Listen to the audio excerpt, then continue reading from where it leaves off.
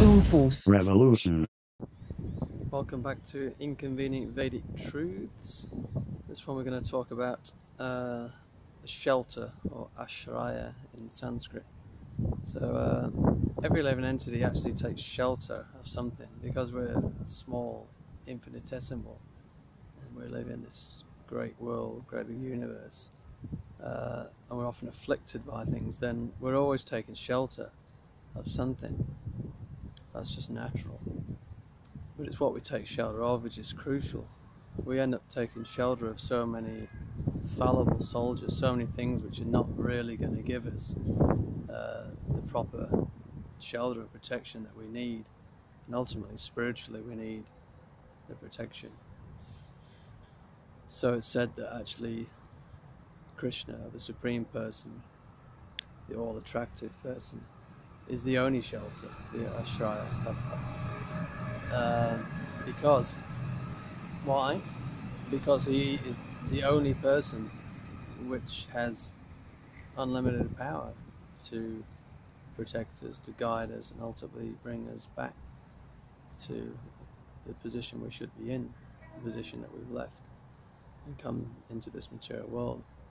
So while we're here within this world, thinking that we are this body or we are this mind and walking around doing whatever we desire to do, then we actually find we're taking shelter of so many things, even unknowingly. For example, people take shelter of intoxication. If you get drunk, or you smoke cigarettes or other substances, then it's all the same kind of thing. It's a way of really avoiding just being who you are without those things. If you didn't need those things, then why would you take them? Why would you spend the money, and why would you sacrifice your health oftentimes? Because we're trying to get shelter, we're trying to get relief from the anxiety of the mind or whatever it is that we're undergoing. But obviously, if we could deal with that without those things, then we would. And that's what ends up leading to addictions, is that we're taking shelter of something which is not giving us sufficient shelter. If you got an anxiety, and then so you have to light a cigarette, so then it gives you some kind of relief from your anxieties and then like that. But then half an hour later, then you need another one, and another one, and another one. And so that's just one example, but it's pretty much the same with anything we take shelter of. And there's all sorts of things we take shelter of in this world, but we'll actually look at them.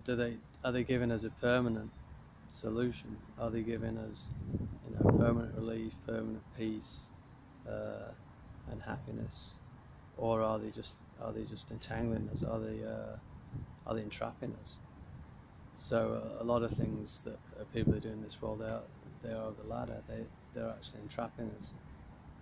Like we might want to escape reality rather than face whatever we're going through. So rather than facing the reality and seeing what we really need to do, then we turn to other things, and these are sort of false shelters, or even false gurus sometimes.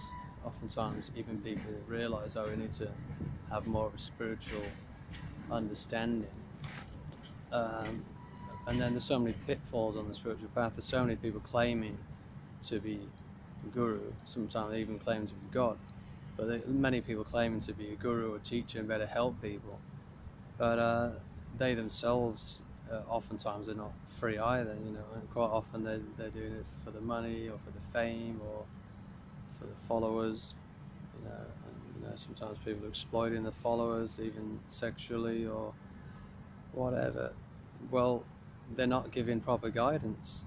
They're not qualified to be teaching, so therefore they're cheating. Really, there's only a difference between teaching and cheating. Is just switch the letters around. So rather than being a teacher, we become a cheater if we're going to take those people and not give them the ultimate path to liberate themselves. then yeah, then there's so many cheaters out there. They'll take your money, and you know, you'll see actually genuine teachers. They don't want to take people's money. They may accept a donation, but they're not. There's no price tag. There's no price tag on liberation or spirituality and things like that. But you know, a lot of people put a price tag on it. Oftentimes, these places come with quite a hefty price tag because they promise, you know, spiritual liberation or enlightenment or love of God or whatever it is that they're promising that. So then people think, oh well, you know, this is a high attainment. Let me pay the price for it. Of course, it's priceless in that sense. If you can be liberated, you know, from the suffering that we're going on perpetually, then yeah, there's no price tag for that. But at the same time, there shouldn't be any price tag. The price is really just surrender to that guru and then follow the instructions. And then what happens a lot of times is, you know, these sort of false gurus they don't really restrict people's lives. They're not really going to tell you, like a doctor might say, oh well, you know, you're suffering this because you have to change your diet, you know, you're eating the wrong thing, or yeah, you're drinking too much, so you have to cut that down, then you'll get better.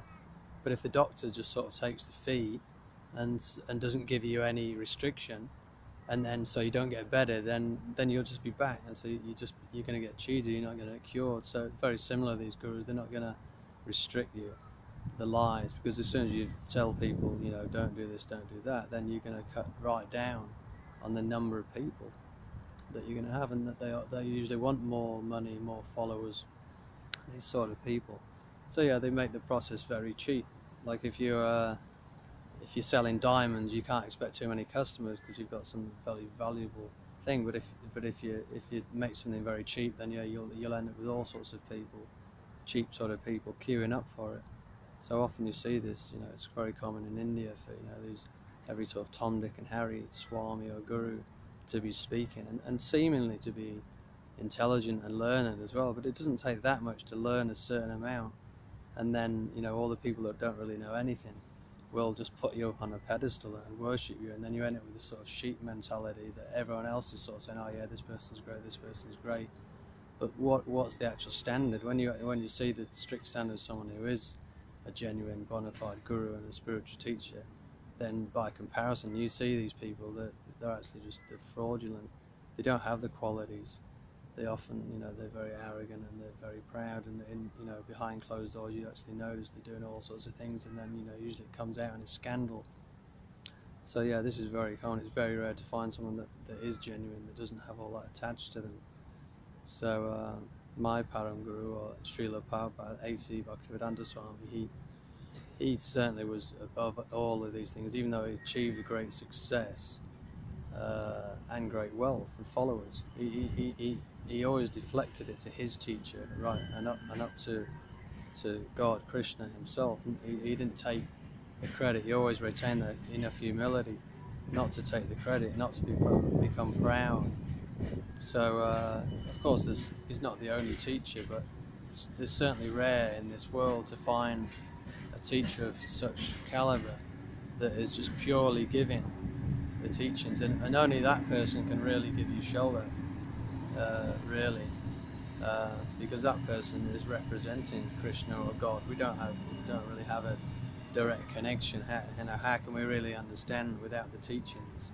It's very difficult to just sort of speculate and have that sort of direct connection. That's why in Bhagavad Gita, Krishna even says, Tat vidi pranipatena pari prashnena sevya upidakshanti te jnana nastapidarshana. It says, approach the bona fide spiritual master, inquire from them submissively, render service. They can impart knowledge unto you because they've seen the truth.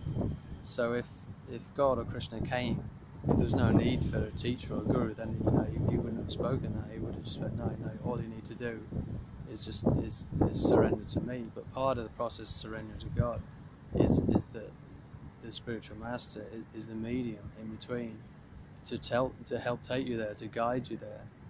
Otherwise, it's a very difficult process.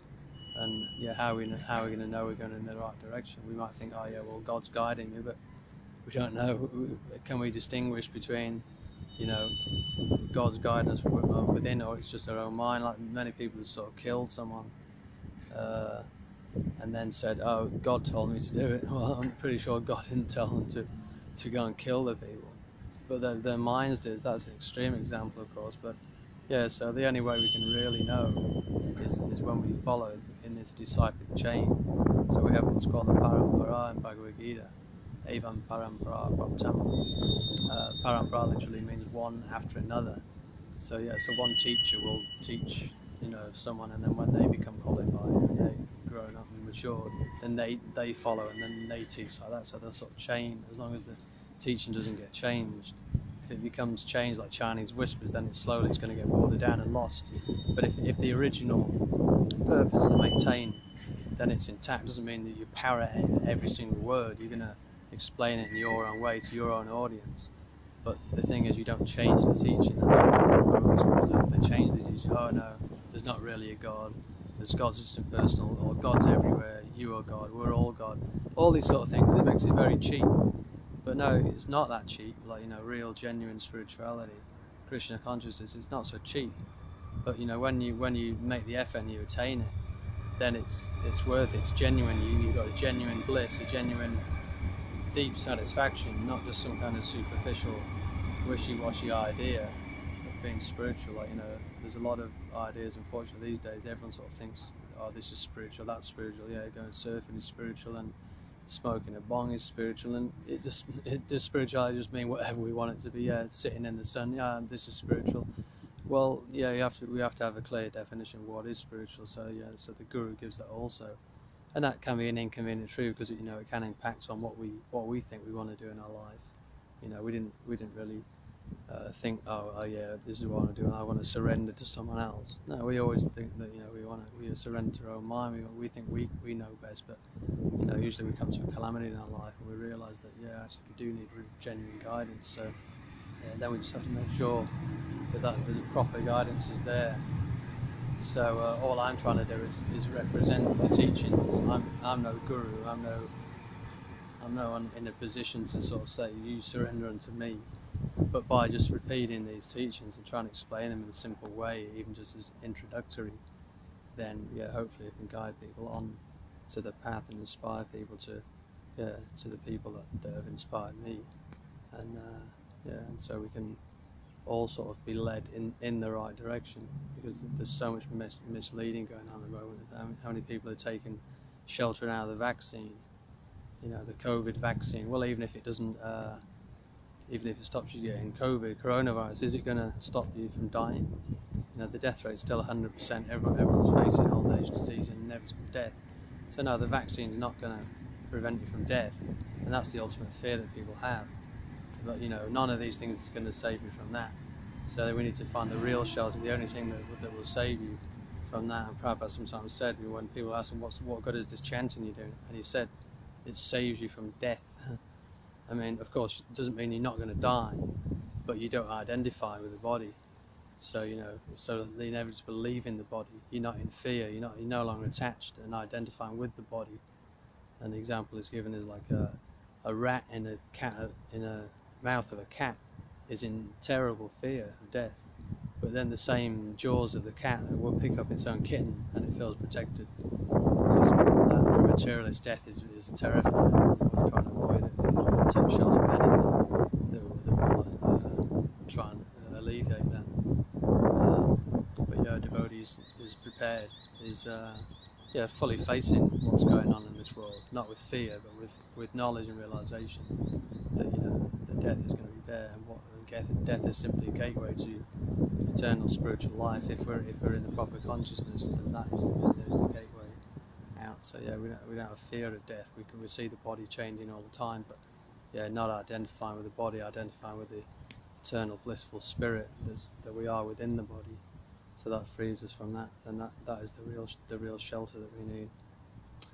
Okay, thank you for listening. Shri Guru Shri Juta Padakamalang